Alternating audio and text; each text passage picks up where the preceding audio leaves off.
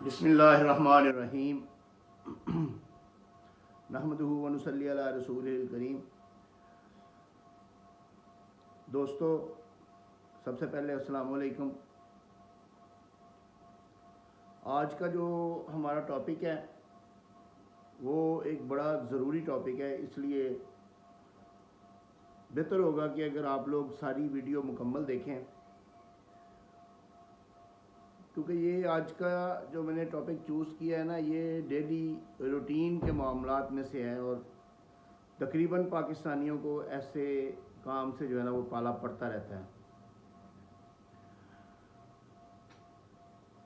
अभी आप थोड़ा सा सोच रहे होंगे कि ऐसा कौन सा टॉपिक है। तो मेरा जो टॉपिक है ना वो ये है कि जो डिग्री कोई बंदा अगर फ्रॉड की बुनियाद पे हासिल कर लेता है तो उसके क्या कॉन्सिक्वेंसेस होते हैं, उसको किस तरीके से डील करना है, उसको किस तरीके से कंट्रोल करना है, उसका आगे से जवाब क्या देना है। तो इस बाबत जो है ना आज आपको मैंने जो है ना गाइड करना है, समझाना है। और डिग्री जो है ना वो किसी मामले में भी हो सकती है। अभी मैं आपको एग्जांपल्स देता हूँ कि मिसाल के तौर पे कोई आपका झूठा पावर ऑफ अटार्नी मुख्तारनामा बना के तो वो अदालत से डिग्री ले लेता है, आपकी कोई जगह बेच देता है और अदालत से कोई डिग्री ले लेता है और उसके बाद डिग्री पर अमल दरामद करवाते हुए वो जगह अपने नाम पे या किसी दूसरे के नाम पे मुंतकिल करवा लेता है। तो ये एक ऐसी कैटेगरी है फ्रॉडुलेंट डिग्री की कि ये हमारे मुल्क में जो कब्ज़ा ग्रुप है ना वो इसको इस्तेमाल कर रहा है। इसके अलावा एक डिग्री होती है कि अगर कोई कोई दोस्त, कोई भाई, कोई बाहर ओवरसीज़ पाकिस्तानी को बाहर बैठा हुआ है, मिसाल के तौर पे कोई अमेरिका में बैठा हुआ है या इंग्लैंड में बैठा हुआ है, तो हमारे जो अशराफियाँ हैं या जो उमरा हैं जो जिनके ताल्लुकात बड़े वसी हैं, ये उस बंदे का कोई पावर ऑफ अटार्नी बहरीन से या सऊदी अरब से या किसी और या नाइजीरिया से, घाना से, यानी कि इस तरीके से जो छोटे से मुल्क है ना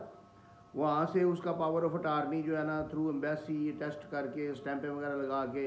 तो भेजते हैं। तो इधर वो उसको जो है ना पैसा वगैरह दे के रजिस्टर्ड करवाते हैं और बाद में उसकी जगह जो है ना वो सेल करके पैसे लेकर रफू चक्कर हो जाते हैं। वो बंदा जाने और उसकी प्रॉपर्टी जाने और वो जो उसने ख़रीदा है वो जाने, ये सारे फिर वो बेचारे कचहरियों में धक्के खाते रहते हैं। ये भी एक फ्रॉड, बहुत आम फ्रॉड है। इसके अलावा जो ओवरसीज़ पाकिस्तानी बैठे हुए हैं उनके अपने भाई या उनके कज़न या वो जिन पे इत्मीनाद करते हैं, वो दोस्त वगैरह, उनके कोई दोस्त अहबाब, वो उनके साथ फ्रॉड करते हैं, उनको एक्स पार्टी करके तो उनके खिलाफ कोई डिग्री वगैरह ले लेते हैं और उस डिग्री में जो है ना वो उनकी प्रॉपर्टी नाम लगवा लेते हैं या कोई और काम कर लेते हैं। इसी तरह जिस वक्त वारसान का तकर्रर किया जाता है किसी प्रॉपर्टी में, उस तकर्रर के दौरान जिस वक्त अदालत की डिग्री हासिल करते हैं तो किसी एक आधे वारस को या बहनों को या बेटियों को साइड लाइन करके छोड़ देते हैं और डिग्री हासिल कर लेते हैं और प्रॉपर्टी अपने नाम लगवा लेते हैं। ये दुनिया का माल है, इसको स्ट्रेट फॉरवर्ड सीधे तरीके से चलाने के लिए, सही काम करने के लिए बहुत कम रास्ते हैं, जबकि फ़्रॉड करने के लिए इतने बेतहाशा रास्ते मौजूद हैं हमारे मुल्क में और हमारे कानून में इतने लूप होल्स हैं कि जो एक दफ़ा फ्रॉड कर लेता है उसको पूछने वाला कोई नहीं होता और वो बेचारा जिसके साथ हुआ होता है वो भागा रहता है और भागता रहता है। इसी तरीके से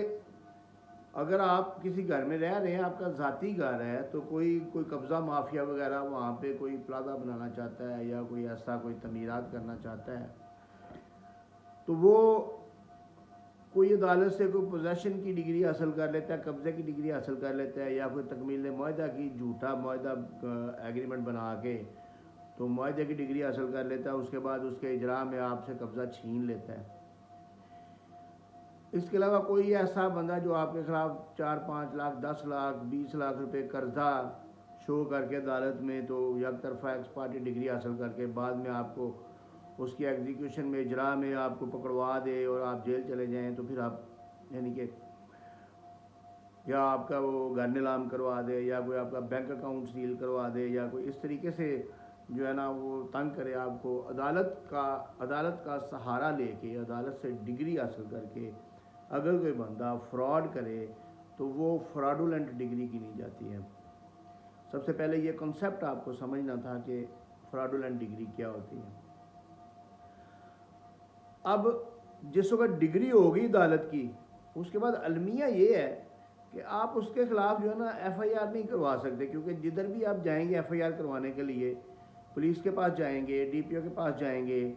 SHO के पास जाएंगे, या उसके बाद फिर session court by A by B करेंगे, या इवन के हाई कोर्ट भी आप जाएंगे, तो हर अदालत ने ये कहना है कि चूंकि उसके पास डिग्री मौजूद है सिविल कोड की, इसलिए वो फ्रॉड नहीं है। आप भले 1000 दफ़ा कहते रहें कि उसने फ्रॉड की बेस पे डिग्री ली है, लेकिन आपकी सुनी नहीं जाएगी कहीं भी।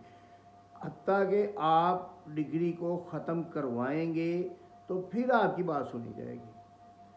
अब आते हैं हम उस सेक्शन की तरफ जो इस फ्रॉड की बुनियाद पे ली गई डिग्री को टैकल करता है, और उसमें तरीका बताया गया है कि आपने क्या करना है। सिविल प्रोसीजर कोड जो है ना, ज़ाब्ता दीवानी जिसको बोलते हैं, उसका सेक्शन है 12 और उसका सब सेक्शन है 2। आम ज़बान ज़द आम ये लफ्ज़ जो है ना ये चलता है हर बंदे को। तकरीबन पाकिस्तान में मेरे ख्याल में जो लिटिगेंट्स हैं ना, जो अदालतों कचहरियों में जाने आने वाले लोग हैं, उनमें से 90% लोगों को पता है कि 12(2) की दरख्वास्त होती है। तो ये उसी 12(2) का मैं जिक्र कर रहा हूँ कि जिस वक्त कोई डिग्री फ्रॉड की बुनियाद पे हासिल की जाती है, तो उसके ख़िलाफ़ उस डिग्री को ख़त्म करवाने के लिए आप कोई दावा नहीं कर सकते, क्योंकि CPC दावे को बार करता है और कहता है कि दावा नहीं किया जा सकता, बल्कि उसी डिग्री में आपने एप्लीकेशन देनी है अंडर सेक्शन 12(2). उस एप्लीकेशन में आपने ये सारे वाक़यात, हालात, सारी सच्चाई, अपना मौक़िफ़ और हर चीज़ मुकम्मल खुल के बयान करने हैं। अब उसका प्रोसीजर क्या है कि आप देखते हैं कि एक डिग्री हो चुकी है, लेकिन उस पर अमल दरामद नहीं हुआ अभी, तो आपने अपनी 12(2) की दरख्वास्त के साथ उस डिग्री की सस्पेंशन की एप्लीकेशन भी मूव करनी है कि जब तक 12(2) का फ़ैसला नहीं होता उस डिग्री पर अमल दरामद को रोका जाए। और वो पहली तारीख पे जिस वक्त आप फाइल करेंगे, उसी वक्त कोर्ट जो है ना, अदालत, वो उस पर अपना एक इंटरम ऑर्डर यानी कि आर्जी ऑर्डर जो है ना वो जारी कर देगी कि इस जो डिग्री है इस पर अमल दरामद ये 12(2) के फ़ैसले तक रोका जाता है। लेकिन अगर अमल दरामद हो चुका है तो फिर उस एप्लीकेशन पे फ़ैसला नहीं होगा, फिर आपने 12(2) को प्रोसीड करना है। फिर आपने 12(2) में 12(2) एक ऐसे ही है कि जैसे एक दावा चल पड़ा है। अब 12(2) में आपने उसके नोटिस करवाने हैं, दूसरी पार्टी को बुलाना है जिसने डिग्री हासिल की है, अगर वो आते हैं ठीक है, नहीं आते तो इश्तहार करवाना है। लेकिन जिस वक्त 12(2) डिसाइड हो जाएगी, अब कोर्ट की मर्ज़ी है कि वो 12(2) की एप्लीकेशन आपकी एविडेंस लेके डिसाइड करे या हालातों, वाक़यात और फ़ाइल की स्टडी करके, फ़ाइल का मुतालिया करके उसको डिसाइड कर दे, उसका फ़ैसला कर दे। जिस वक्त 12(2) आपकी मंजूर हो जाती है तो डिग्री जो है ना वो सेट असाइड हो जाती है, वो ख़त्म हो जाती है। अगर आपकी 12(2) मंजूर हो जाती है तो फिर डिग्री जो है ना वो सेट असाइड हो जाती है। लेकिन अगर मंजूर नहीं होती तो फिर आपके पास एक अदर राइट मौजूद है कि आप उसकी अपील में जा सकते हैं, या उसकी निगरानी जो है ना वो रिवीजन, जो मेरे वकील भाई हैं उनको पता है निगरानी और अपील का क्या फ़र्क होता है, तो वो उसमें जो है ना वो अप्लाई कर सकते हैं। लेकिन आपके पास अपर फोरम जो है ना वो हर वक्त मौजूद होता है। अगर आप सही हैं, आप सच पे हैं, तो अल्लाह ताला आपकी मदद करेगा और आपकी सुनी जाएगी, कहीं ना कहीं किसी न किसी जगह पे आपको इंसाफ ज़रूर मिलेगा। तो जिस वक्त वो 12(2) आपकी मंजूर हो जाती है, डिग्री सेट असाइड हो जाती है, तो दावा जो उस बंदे का था, जो उसने किया हुआ था, वो दोबारा से शुरू हो जाता है। अब वो तो चलेगा 10 साल 20 साल, जितनी देर भी चलेगा, वो दावा इतनी जल्दी ख़त्म नहीं होना। अल्टीमेटली अगर वो बंदा झूठा है तो उसने खारिज ही होना। लेकिन चूंकि डिग्री पे अमल दरामद हो चुका है तो आप तो फंस गए हैं, आप उसको अब क्या कर सकते हैं। तो उस सूरत में आपने सेक्शन 144 की एप्लीकेशन जो है ना वो मूव करनी है। उसमें आपने ये कोर्ट को रिक्वेस्ट करनी है, सबमिशन देनी है कि चूँकि डिग्री ख़त्म हो चुकी है लिहाजा इसका जो अमल दरामद है वो भी रिवर्स कर दिया जाए। तो वो अमल दरामद फिर कोर्ट उसको रिवर्स करेगी और रिवर्स करके वो दोबारा आपके नाम पे हो जाएगी या आप उसका कब्ज़ा दोबारा हासिल कर लेंगे। अगर कोई पोजेसन की डिग्री है, अगर कोई पैसों की डिग्री है, वो पैसे लेके जा चुका है बंदा, तो फिर वो रिवर्स होगा और वो उससे पैसे वापस लिए जाएंगे या फिर उसको फिर वो जेल जाएगा। यानी कि ये फिर कॉन्सिक्वेंसेस जो है ना ये बाद के हैं। लेकिन आपको इतना विजिलेंट होना चाहिए, इतना विजिलेंट होना चाहिए कि अपनी प्रॉपर्टीज़ की बाबत जो है ना वो आपने हमा वक्त जो है ना वो उसकी निगरानी, निगहबानी, देखभाल खुद करनी है।